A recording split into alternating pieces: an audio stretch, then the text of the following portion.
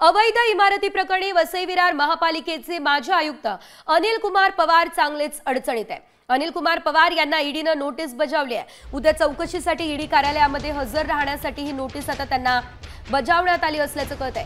महत्त्वाचं म्हणजे बघा, या ठिकाणी आता ईडीकडून 29 जुलै रोजी अनिल कुमार पवार यांच्यासह कुटुंबियांची 18 तास चौकशी झाली। त्यांच्या घरावर टाकलेल्या छाप्यामध्ये 1,33,00,000 महत्त्वाची कागदपत्र, हार्ड डिस्क ईडीने जप्त केल्यात। अधिकची अपडेट आपण घेऊयात आमचे प्रतिनिधी मनोज तांबे यांच्याकडून। मनोज, आपण पाहतोय उद्या चौकशीसाठी हजर राहण्यास सांगण्यात आलेलं आहे। कशा प्रकारे उद्या ही चौकशी पार पडेल, काय अपडेट?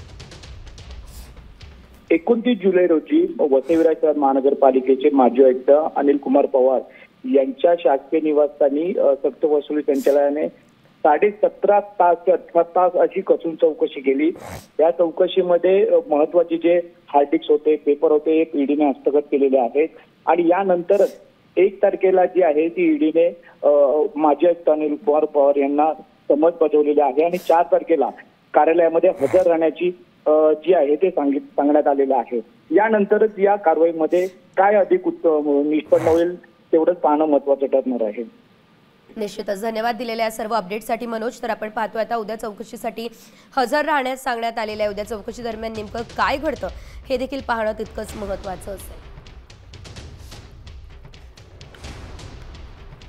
आता isakal.com आहे देशातील नंबर 1 ची मराठी न्यूज वेबसाईट। प्रत्येक अपडेटसाठी isakal.com ला नक्की भेट द्या।